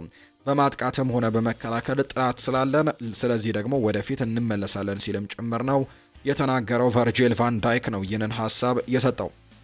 ሌላኛው አርኔ ስሎት ነው ሀሳቡን የሰጠው። ቡድኖቹ ከኛ ጋር ሲጫወቱ የተወሰነ ያጮት ስልት አላቸውና ይህ ደግሞ ለኛ በጣም ለመጫወት በጣም ጥሩ ስትራቴጂ ነው። ለኛ ግን እስካሁን ድረስ መፍትሄ ማግኘት ያልቻልንበትን ነገር ነው እየተመለከትን የምንገኘው። እነሱ ግን እኛ ጋር ሲመጡ መፍትሄዎችን ፈልገው ለቡድናቸው የሚስማማ ከኛ ጋርም ለመጫወት የሚስማማ አይነት የጨዋታ ሲስተምን ይዘው ይመጣሉ። ያ ደግሞ ስኬታማ እያደረጋቸው ነው። እኛ ለዚህ ነገር ደግሞ መፍትሄ ማምጣት ይኖርብናል ሲልም ጭምር ነው እየተናገረ የሚገኘው። በተጨማሪም ብዙ ጨዋታዎች ከሜዳችን ውጪ እየተጫወትን ነው የምንገኘውና ሰበብ ለማድረግ ፈልጌ አይደለም፣ ነገር ግን ከሜዳ ውጪ ብዙ ጨዋታዎችን አድርገናል ሲል ነው አርነ ስሎት የተናገረው። አንድሪ ሮበርትሰን ይናገራል። ጠንክረን መስራት ይኖርብናል። እዚህ ክለብ ውስጥ ስትሆን ደጋፊዎች ውጤት ይፈልጋሉ፣ እኛን ለማየት ደግሞ እየተጓዙ ይመጣሉ። በፍራንክፈርቱ ጨዋታ ላይ ርቀት ተጉዘው የመጡ ብዙ ደጋፊዎች እንደነበሩ ማረጋገጥ እችላለሁ። እኛን መጥተው ደግሞ ለመደገፍ ብዙ ገንዘቦችንም አውጥተዋልና አሁን ላይ ብዙ ነገሮችን ማድረግም ይኖርብናል። እነሱም እንግዲህ ሜዳ ላይ ጥሩ ነገሮችን ማሳየትና ውጤቶችን ማምጣት ይኖርብናል ሲል ጭምር ነው የተናገረው አንድሪ ሮበርትሰን። አርነ ስሎት ስለ ከርቲስ ጆንስ ጉዳት ይናገራሉ። መጠበቅና ማየት ይኖርብናል። ለመውጣት የጠየቀውም እሱ ነው፣ ነገር ግን እርዳታ ከማግኘት ይልቅ እየተራመደ ነበር። ብዙ ጨዋታዎች ያሉ፣ እናም ከ4 ቀን በኋላ ደግሞ ሌላ ጨዋታ ይጠብቃናልና በዛ ጨዋታ ላይ ይመለሳል አይመለስም የሚለውን የምንመለከተው ይሆናል ሲልም ጭምር ነው አሰልጣኝ አርነ ስሎት የተናገረው። ሪያል ማድሪድን የተመለከተ መረጃን በዛው እናንሳ። የቀድሞ የሪያል ማድሪድ ሌጀንድ ተጫዋች የሆነው እንግዲህ ሚጃቶቪች ስለ ላሚን ያማል ንግግር ይናገራል። ላሚን ያማል በተለይ በዚህ ሳምንት አንድ ሀሳብን ሰጥቶ ነበርና በርካቶችም መነጋገሪያ ሆኗል። ትናንትና በኤል ክላሲኮ ጨዋታ ላይ ውዝግብ ለመፈጠሩ ይሄኛው አስተያየት በጣም ትልቅ አስተዋጽኦ እንዳደረገ በርካቶች ያምናሉ። በርከት ያሉ የሪያል ማድሪድ ተጫዋቾችም እዚህ ተጫዋች ላይ ትኩረታቸውን አድርገው እንዲሁ ሀሳቦቻቸውን ሲሰነዝሩበት፣ ትችቶችን ሲሰነዝሩበት እንደነበር ጭምር ነው የትላንትና የተመለከትነውና የቀድሞ ሌጀንድም እንዲሁ ሀሳቡን ሰጥቷል። ላሚን ያማል በተናገረው ቃላት ስህተት ሰርቷል። እንደዚህ አይነት ቃላትን መናገር የለበትም፣ ምክንያቱም ቃላቱ እንደ ንቀት ነው የሚቆጠረው። ነገር ግን ችላ ሊባል ይችላል፣ ምክንያቱም እሱ ገና ልጅ ስለሆነ። ምናልባትም እነዚህን ቃላት የተናገረው በጥላቻ ሳይሆን በወዳጅነት አስቦ ሊሆን እንደሚችል መገመቱም የተሻለ ነው ሲል ጭምር ነው የቀድሞ ተጫዋችና ሌጀንድ ሀሳቡን የሰጠው። ነገር ግን እንደዚህ አይነት ሀሳቦችን መስጠት ማቆም ይኖርበታል። እንዲሁ ደግሞ በርካቶችም ደግሞ አትመልከቱት፣ እሱን እንግዲህ እሱ ካለመብሰልና ከልጅነት ጋር የተያዘ ሀሳብም ሊሆን ይችላል የሚል አይነት ሀሳብን ጭምር ነው የቀድሞ ተጫዋች ሀሳቡን እየሰጠም የሚገኘው። ሌላኛው የምናነሳው ጉዳይ ፓሪስ ሰን ዠርሜን ለአችራፍ ሀኪሚ እረፍት መስጠታቸው ነው እየተገለጸ የሚገኘው። በዚህ ሳምንት ባደረገው ጨዋታ 2 ጎሎችን ማስቆጠሩን እናስታውሳለን። የፈረንሳዩ ክለብ ፓሪስ ሰን ዠርሜን ለሞሮኮዊው የመስመር ተጫዋች አችራፍ ሀኪሚ እረፍት መስጠታቸው እየተገለጸ ይገኛል። ፓሪስ ሰን ዠርሜን በዚህ ሳምንት በፍሬንች ሊግ 1 ብሬስትን ነው 3-0 በሆነ ውጤት ማሸነፍ የቻለውና በጨዋታው ላይ አችራፍ ሀኪሚ ጎል ማስቆጠር ችሏል። በተለይ ድንቅ የሚባል ጊዜን እያሳለፈ ነው የሚገኘው። አምና የአውሮፓ ቻምፒየንስ ሊግን ጨምሮ በዶሜስቲክ ሊጎች ላይ ወይም በሀገራቸው ሊግ ላይ የነበሩ በጣም ወሳኝ የነበሩ ዋንጫዎችን እንዲያሸንፉ ትልቅ አስተዋጽኦ ካበረከቱ ተጫዋቾች መካከል አንደኛው ነው። ይህ ቀኝ መስመር ተመላላይ ተጫዋች ተደጋጋሚ ጎሎችን በማስቆጠር አሲስቶችን በማድረግ ለቡድኑ በማጥቃቱም በመከላከሉም ረገድ በጣም ጠቃሚ ነገሮችን ሲያደርግ እንደነበር እናስታውሳለን። ዘንድሮም ያንን ሚናውን በደንብ እየቀጠለ ይገኛል። በሊጋቸው ፍሬንች ሊጓን በአውሮፓ ቻምፒየንስ ሊግም ጭምር ይህ ቡድን እንዲያሸንፍ በትልቁ አስተዋጽኦችን እያበረከተ የሚገኝ አይነት ተጫዋች ነውና በዚህ ሳምንትም ያደረገውን መመልከት ይቻላል። ብሬሽተን 3-0 ባሸነፉበት ጨዋታ ላይ 2 ጎሎችን ማስቆጠር ችሏል። የቀኝ ተመላላይ ተጫዋች እንደሆነ መዘንጋት የለብንም። ቡድኑን ለማገዝ ግን በጣም በትልቁ እንቅስቃሴዎችን የሚያደርግ አይነት ተጫዋች ነው። አችራፍ ሀኪሚ በቀጣይ ቀናት እረፍት እንደተሰጠውና ሐሙስ እንደሚመለስም ይፋ ተደርጓል። ወደ ልምምድም የሚመለሰው ሐሙስ ዕለት እንደሆነ ተነግሯል። ይህንን ተከትሎ ፓሪስ ሰን ዠርሜን የፊታችን ረቡዕ ከሜዳ ውጪ ከሎሪዮ ጋር በሚያደርገው ጨዋታ ላይ አችራፍ ሀኪሚ የጨዋታ ተሳትፎን እንደማያደርግ ነው መረጃዎች እየወጡ የሚገኙትና በፓሪስ ሰን ዠርሜን በኩልም እረፍት እንደተሰጠው የሚያሳዩ መረጃዎች ናቸው በትልቁ እየወጡ የሚገኙት። የተወደዳችሁና የተከበራችሁ ቤተሰቦቻችን ለዛሬ ያዝንላችሁ አዳዲስ ስፖርታዊ ጉዳዮቻችን እነዚህን ነው የሚመስሉት። ስላደመጣችሁን፣ ስለተከታተላችሁን፣ ቆይታችሁን ከኛ ጋርም ስላደረጋችሁ እጅጉን ከልብ አድርገን ነው የምናመሰግነው። ፉአድ ባህሩ የዛሬውን ፕሮግራም እየመራው ከእናንተ ጋር ቆይታን አድርግ ያለው። በምሽቱ በሚኖረው የስፖርት የመረጃ ሰዓታችን ደግሞ ሌሎች አዳዲስ ስፖርታዊ ጉዳዮችን፣ ሌሎች የስፖርት መረጃዎችን አካተን በድጋሚ ተመልሰን የምንገናኝ ነው የሚሆነው። ለዛሬው ግን ስላደመጣችሁን፣ ስለተከታተላችሁን ቆይታችሁ በሙሉ ደግሞ ከኛ ጋር ስለነበር ከልብ አድርገን እናመሰግናለን። ይህንን ቻናል ያልተቀላቀላችሁ ቤተሰቦቻችን ቻናላችንን ሰብስክራይብ እያደረጋችሁ በቀን 2 ጊዜ ጠዋትና ማታ ላይ በምንለቃችሁ አዳዲስ ስፖርታዊ ጉዳዮች እንዲደርሳችሁ ቻናላችንን ሰብስክራይብ እንድታደርጉ በአክብሮት እንጋብዛለን። ቪዲዮአችንን ላይክ እያደረጋችሁም ከኛ ጋር የነበራችሁ በሙሉ ላቅ ያለ ምስጋናችንን ማቅረብ እንወዳለን። ፉአድ ባህሩ ከመላው የስቱዲዮ ባለሙያዎች ጋር በመሆን የዛሬውን የማለዳ ፕሮግራም እየመራው ከእናንተ ጋር ቆይታን አደረኩኝ። በቀጣይ ፕሮግራሞቻችን በድጋሚ ተመልሰን የምንገናኝ ይሆናል። ስላደመጣችሁኝ ከልብ አድርጌ ያመሰገንኩኝ። መልካም ጊዜ እንዲሆንላችሁ ነው በአክብሮትም የምመኘው።